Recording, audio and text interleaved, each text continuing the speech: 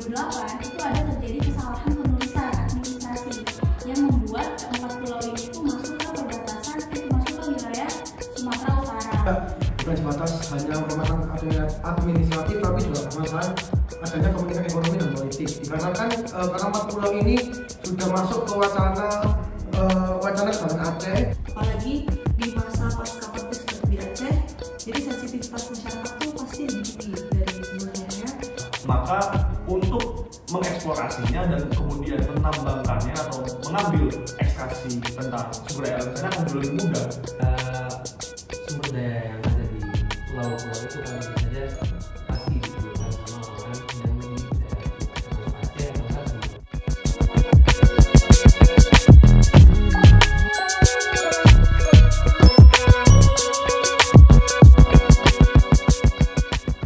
Halo teman-teman, kembali lagi bersama kami kelompok politik desentralisasi.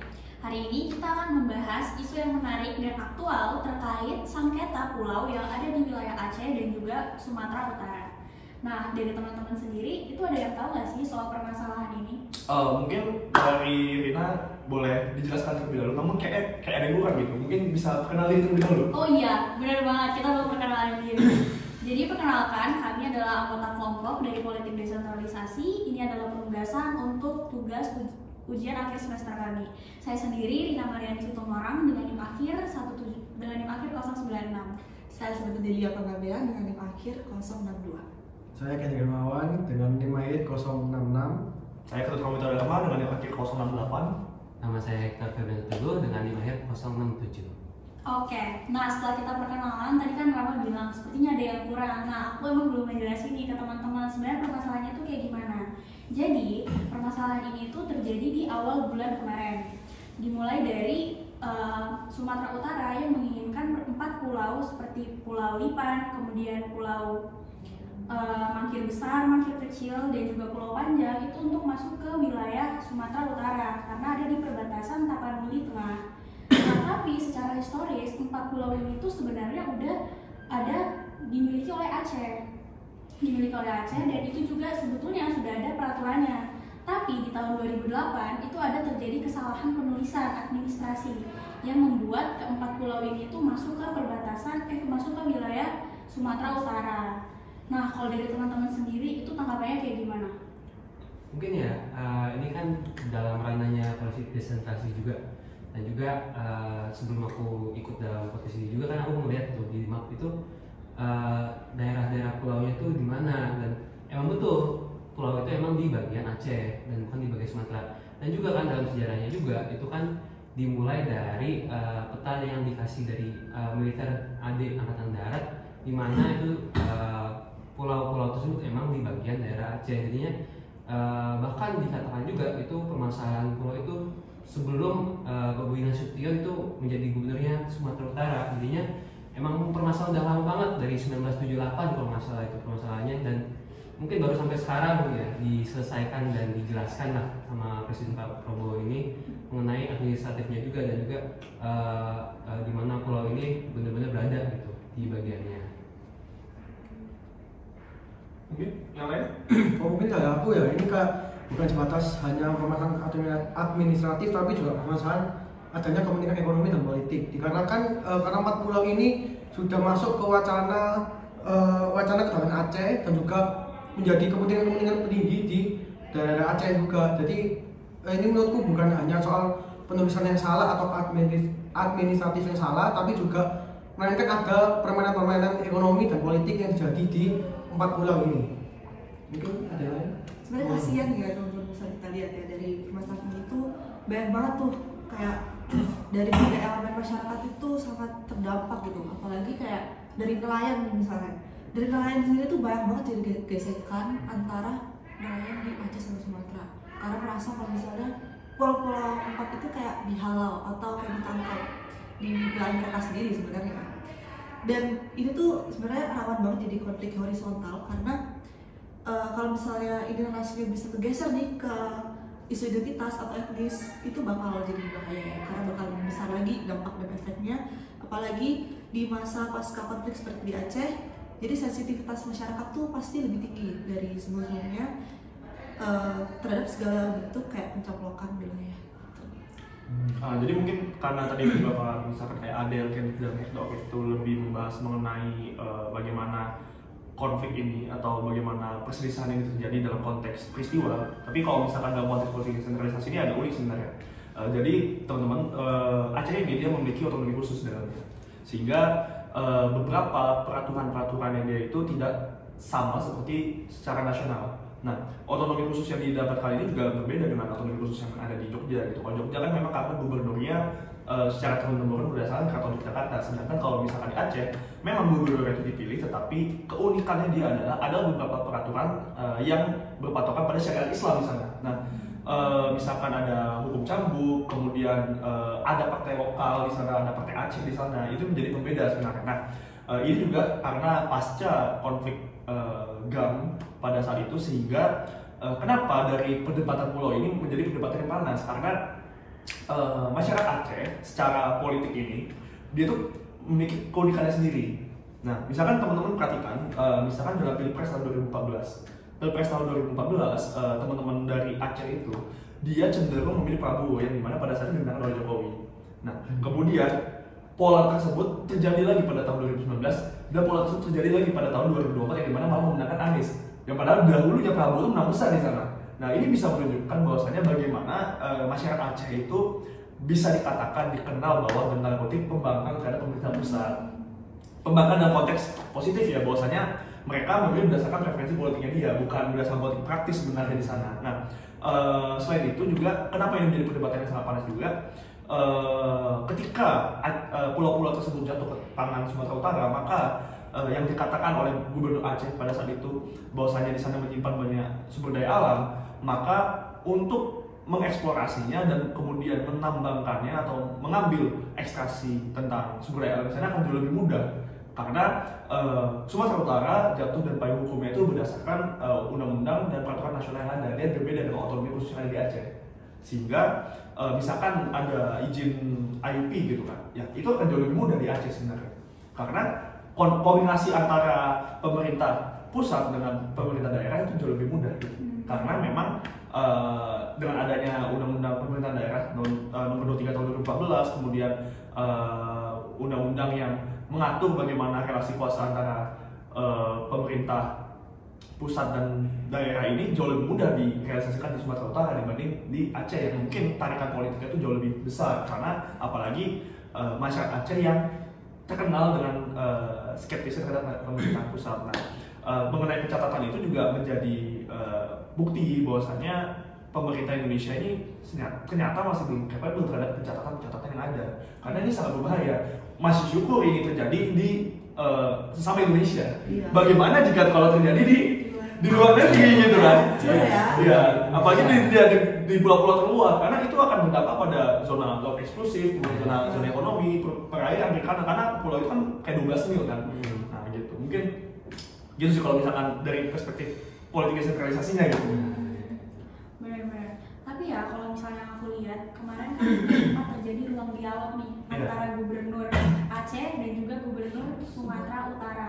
Tapi di video yang terakhir aku lihat, Gubernur Aceh itu kesannya ingin menghindar dengan untuk mengadakan pertemuan dengan Gubernur Sumatera Utara Boy Nasution waktu itu, dan beliau lebih mengarahkan untuk berkoordinasi dengan anggota-anggotanya lah. Beliau enggan untuk berbicara secara langsung lah dengan Boy Nasution. Dan juga dalam statementnya itu Gubernur Aceh mengatakan kalau ini tuh emang punya kita, jadi santai aja. Jadi apapun yang dilakukan oleh Sumatera Utara kesannya itu akan balik lagi pulau itu ke Aceh. Nah sebetulnya apa sih yang bikin Sumatera Utara itu selain kayak yang tadi Rama bilang ada kepentingan kayak kekayaan alam migas dan minyak dan lain segala macamnya, sebenarnya setelah kalau seandainya nanti pulau-pulau ini tuh jatuh di tangan Sumatera Utara, dampak yang akan dirasakan oleh Aceh itu kayak gimana dan keuntungan yang dirasakan sama Sumatera itu kayak bagaimana dalam konteks politik desentralisasi?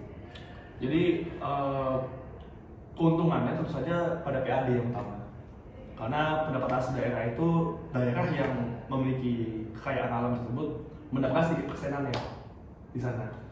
Nah jika itu jatuh pada Sumatera Utara, otomatis Aceh tidak dapat PAD-nya, PAD malah masuk ke provinsi Sumatera Utara. Nah, PAD ini kan untuk pembangunan, jangan program pemerintah, kesejahteraan masyarakatnya gitu. Nah, itu faktor mungkin keuangan anggaran di daerahnya ya. Tetapi faktor politisnya adalah legitimasi dari Gubernur Aceh ini bakal terganggu juga sebenarnya. Karena seperti yang kita tahu, Gubernur Aceh ini kan memang dia mantan Milih Sigam juga. Iya benar. Dan dia sangat bisa dikatakan populer di daerahnya. Dan dia sangat militan terhadap Aceh itu sendiri. Nah, sehingga di sana kita bisa melihat kenapa dia tidak begitu enggan lah untuk tunduk dan begitu enggan bahwasanya dia itu, bahkan dia menegaskan kembali bahwasanya pulau-pulau itu milik Aceh kan. Nah, ini menunjukkan bahwasanya dia itu ingin memperlihatkan bahwasanya Aceh ini merupakan daerah yang menerima otonomi yang tidak bisa disamakan dan dibawahi begitu saja oleh pemerintah pusat sebenarnya. Nah, di sini poinnya, dan apalagi dia mantan Milih Sigam dan dia memilih untuk bergabung dalam Indonesia kembali, itu ya karena dia mengharapkan bahwasanya terjadi keadilan di sini. Nah, ketika pulau itu dan tanda kutip dicuri dengan pemerintah pusat yang dianggap mungkin Bobi Nasution bisa mengatakan oh ini akan dikembalikan lagi kepada Aceh nantinya. Ini malah kontradiktif sebenarnya, karena di sana ada kekayaan, ada nilai-nilai ekonomi di sana, yang dimana mungkin saja Gubernur Aceh memiliki pandangan atau visi ke depannya bagaimana pulau-pulau tersebut diberdayakan. Bisa saja dia malah bukan ekstraksi sumber daya alamnya di sana, tapi mungkin perikanannya di sana. Ini kalau yang lain gimana melihat fenomena ini? Ini dari pembahasannya Mas Rama ini kan udah sangat mendalam banget, sangat detail gitu. Dan mungkin untuk teman-teman yang lain juga kan mungkin perlu disimpulkan atau bahkan ya secara gampangnya lah omongannya ini bahwa sumber daya yang ada di pulau-pulau itu kan tentu saja pasti diperlukan sama orang-orang yang di daerah situ, termasuk Aceh atau enggak Sumatera Utara. Dan perebutan itu kan ya tentu aja seperti yang dikatakan Rama sendiri akan kembali lagi pulaunya pada Aceh, karena ya tentu saja yang tadi katakan legitimasi dan peraturan-peraturan yang berada di daerah istimewa Aceh sendiri itu berbeda sama pemerintahan pusat yang tentu saja memiliki keluasan yang lebih lah di daerah Aceh itu. Jadinya kalau misalkan dipandang ya dari pandangan seorang mahasiswa juga itu pencurian dari 4 pulau itu sendiri itu kayak menandakan bahwa pemerintah pusat itu ingin mengambil alih dari pemerintahan Aceh itu bawaannya, dan juga dengan iming-imingan dan omong-omongan itu seperti kayak yang tadi yang Bobi Nasution itu bukan Bobi Nasution, Gubernur Aceh itu nggak mau ketemu dengan Bobi Nasution dan lain-lain, itu ya artinya ya kayak merendahkan pemerintahan pusat bawaannya, bahwa pemerintahan Aceh itu lebih besar dan lebih bisa berkuasa lah gitu daripada pemerintahan pusatnya. Mungkin itu ya yang aku bisa lihat lah dari sekarang ini, dan juga dari pandangan yang aku dapat juga dari nama bawaannya gitu. Mungkin itu. Tapi aku pengen tanya deh ke kalian, menurut kalian kalau misalnya lihat dari kasus ini tuh kayak desentralisasi menurut kalian gagal nggak sih? Mungkin ada yang lain? Kalau dari aku, secara keseluruhan nggak bisa dikatakan gagal.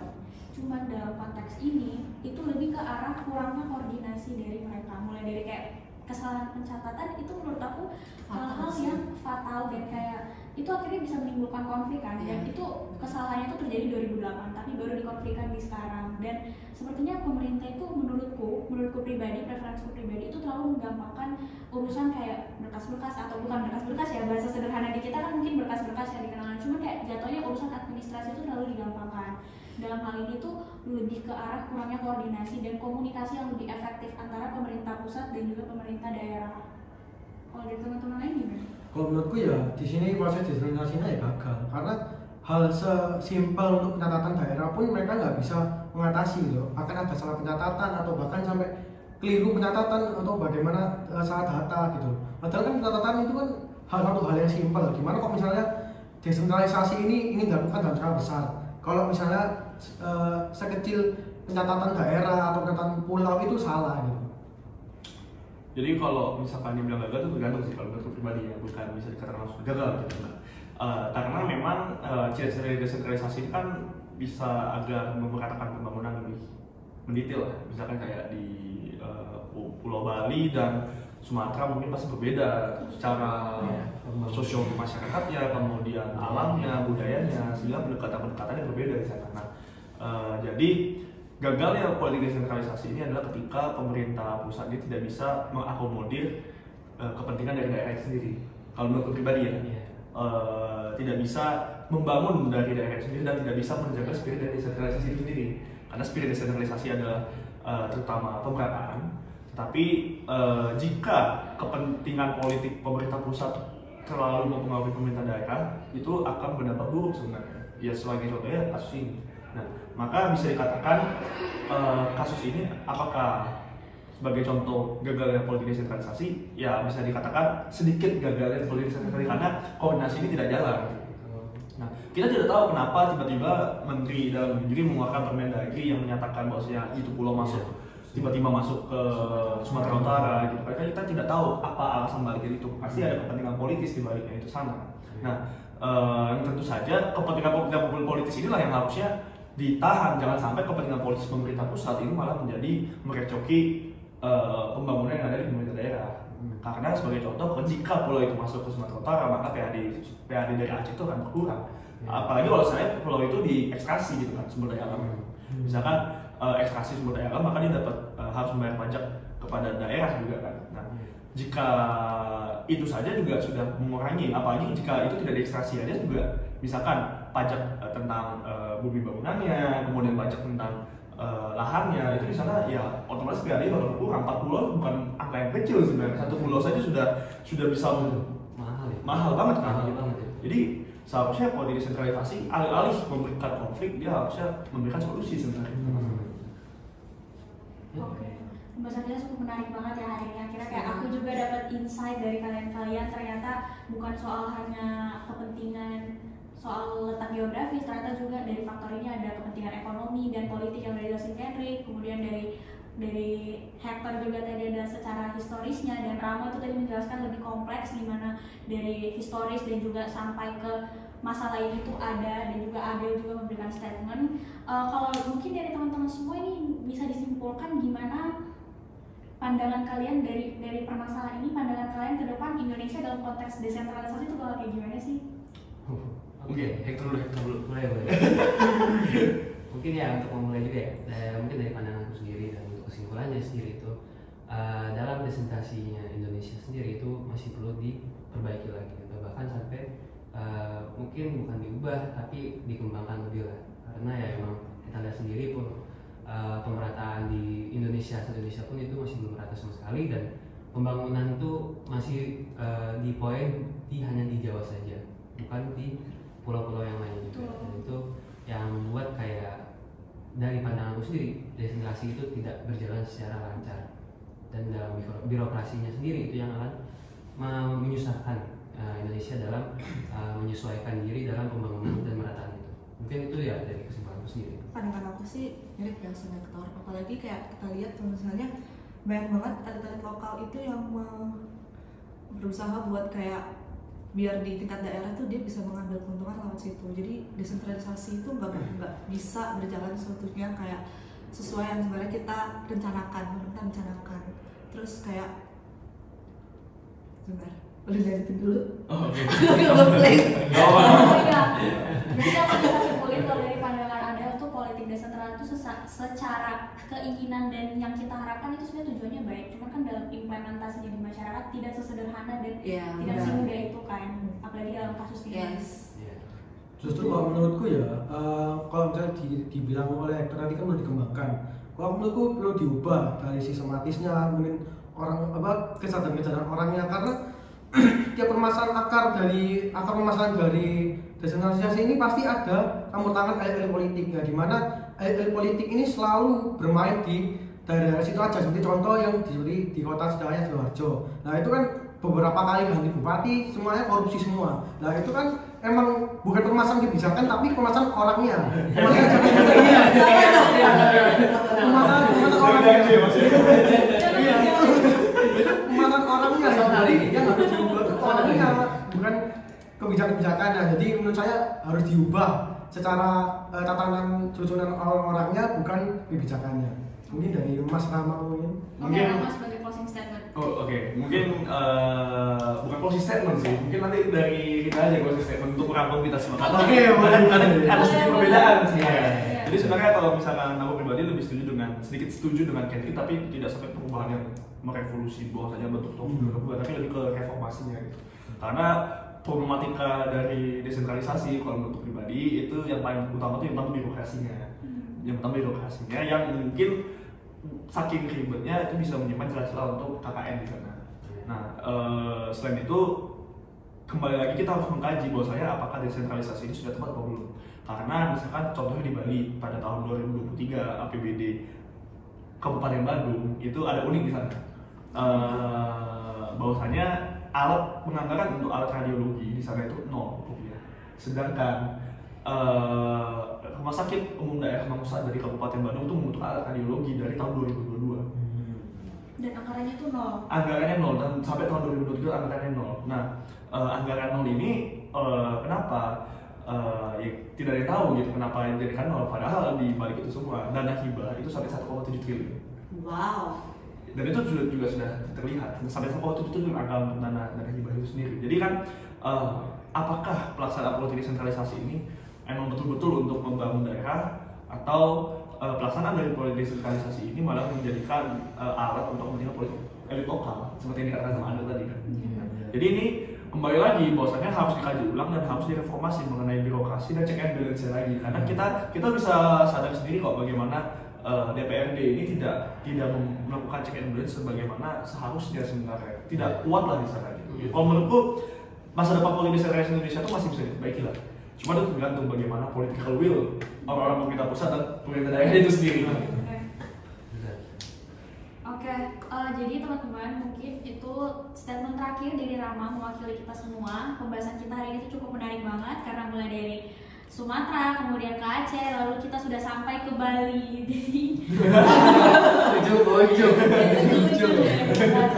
Nah, buat teman-teman yang mungkin tertarik atau ingin mengomentari atau menambahkan apa argumen yang udah kita sampaikan bisa ditambahkan dan juga kita sangat terbuka untuk diskusi. Sekian dari kelompok kami, terima kasih. Sampai jumpa.